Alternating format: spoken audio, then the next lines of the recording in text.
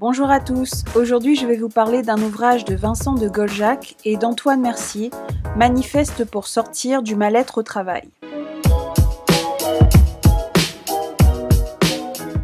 Dans cet ouvrage, les auteurs nous parlent des causes du mal-être au travail au travers des conséquences de la révolution managériale et proposent des solutions afin d'agir de manière individuelle, collective et politique afin de tendre vers une situation plus équilibrée entre les différents acteurs du marché du travail.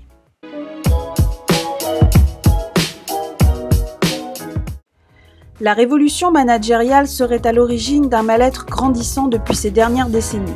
Elle serait le fruit d'une exigence des actionnaires à augmenter leur taux de rentabilité. Ceci créant une conception du management centrée sur la mise en place d'outils de gestion servant à optimiser l'utilisation des ressources humaines. Il s'agit donc de produire plus, avec moins de ressources, moins de temps. C'est l'optimisation de la productivité. Pour satisfaire les nouvelles exigences, les entreprises travaillent durement à leur compétitivité, ce qui crée une concurrence accrue sur le marché du travail où le salarié doit faire de plus en plus de concessions pour ne pas être en marge de la société.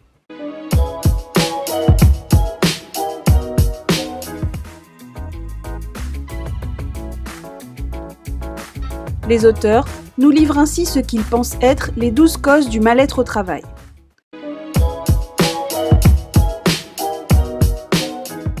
En effet, tandis que le travail diminue, la charge, elle, augmente.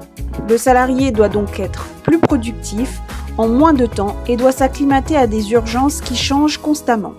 On lui demande alors d'être totalement flexible pour s'adapter continuellement à l'activité. Ceci a alors pour conséquence de diminuer la place des liens sociaux au travail. Enfin, le salarié est moins souvent sur son lieu de travail, mais les nouvelles technologies impactent grandement sa disponibilité et effacent la frontière entre la sphère professionnelle et la sphère privée.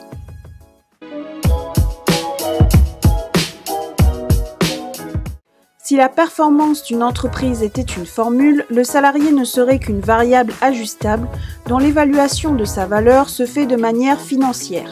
Pourtant, la complexité de l'être humain ne permet pas de le voir comme une simple ressource au même titre qu'une machine. Cette perte de considération a donc un impact important sur le mal-être du salarié.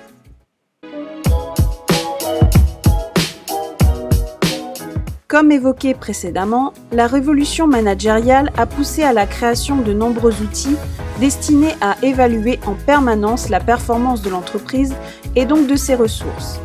Il faut se comparer en permanence, mesurer sa rentabilité, mettre en place des indicateurs, etc. Tellement que l'on a l'impression que l'on passe plus de temps à contempler les résultats plutôt qu'à prendre des mesures correctives. Aujourd'hui, le salarié doit répondre aux exigences de plusieurs responsables, aux directives parfois incohérentes ou encore doit faire face à des décisions allant à l'encontre de ses principes. Le salarié doit être autonome et innovant, mais sans déroger aux règles restrictives de l'entreprise, être plus productif mais sans avoir les moyens adéquats. Enfin, il peut gérer son emploi du temps et donc travailler moins, mais doit fournir plus de résultats. Tous ces paradoxes conduisent à un tiraillement constant du salarié qui ne peut pleinement s'accomplir dans son activité.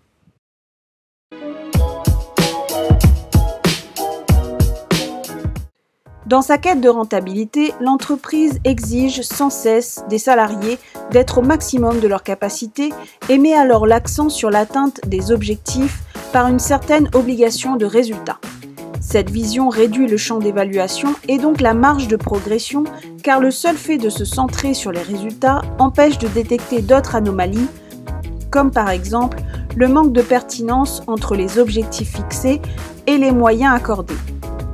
La perfection n'existant pas, cela crée une frustration chez le salarié qui ne se sent jamais à la hauteur des demandes. Les objectifs du salarié s'établissent de manière individuelle. La charge de travail laisse de moins en moins de temps aux rapports sociaux entre les collègues, la concurrence du marché du travail met en compétition le salarié avec ses compères et affaiblit le sentiment de solidarité. Ceci crée un isolement du salarié qui est de moins en moins apte à faire face aux difficultés du quotidien.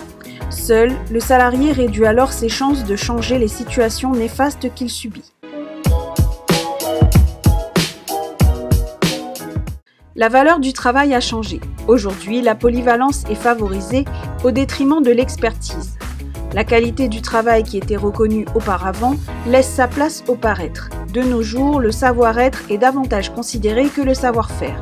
En gros, le discours est mieux entendu s'il est joliment présenté par un salarié ayant l'art et la manière de se vendre.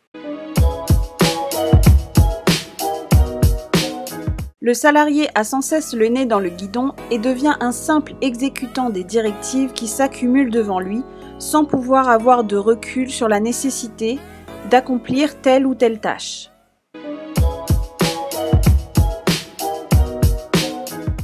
Le salarié est de plus en plus responsabilisé pour ses échecs et ses succès et attend donc une reconnaissance à la hauteur de ses efforts. Cependant, celle-ci n'étant pas forcément au rendez-vous, cela le conduit dans une spirale dans laquelle il a l'impression de fournir toujours plus sans avoir de retour en conséquence. Ce qui le conduit à une forme de frustration et entrave son estime de soi. À long terme, cela a des conséquences sur son investissement et la qualité de son travail.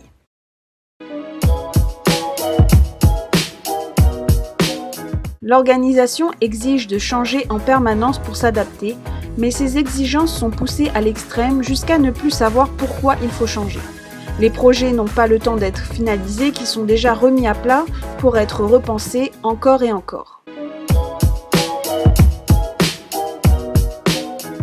La pression est telle que le salarié manipule les chiffres pour qu'ils correspondent aux attentes. La peur de perdre son emploi pousse à la fraude.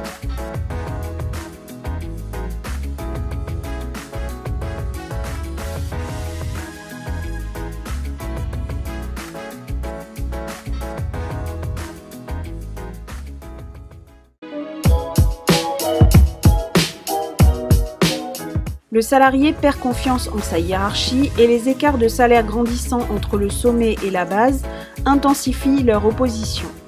Au milieu, l'encadrement est tiraillé entre les directives de sa direction et la souffrance de ses collaborateurs.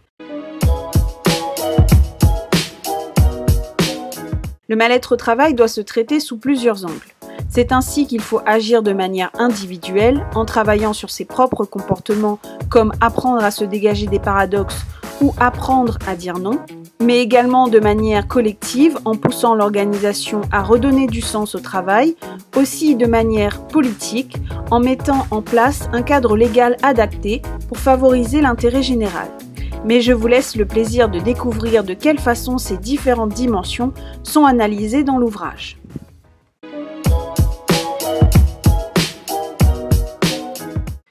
Le livre se lit facilement et très rapidement. Il permet de poser les origines du mal-être et les lie aux nouvelles dispositions de la révolution managériale. Une des parties se recentre sur un questionnaire afin de jauger notre état de bien-être ou de mal-être au travail, ce que je trouve très intéressant. Toutefois, bien que la dernière partie parle des moyens d'action à mettre en place pour rééquilibrer la situation des salariés tout en satisfaisant les demandes du marché, je trouve qu'il s'agit davantage de pistes de réflexion sans approfondir le sujet sur la marche à suivre pour mettre en place un plan d'action concret. Ce produit t'intéresse? Alors rends-toi dès à présent sur le lien en description de la vidéo afin d'en savoir plus. C'est ainsi que s'achève cette vidéo. Je vous remercie de l'avoir suivi et je vous invite à vous abonner pour ne pas manquer les prochaines dans lesquelles je continuerai à vous parler du bien-être.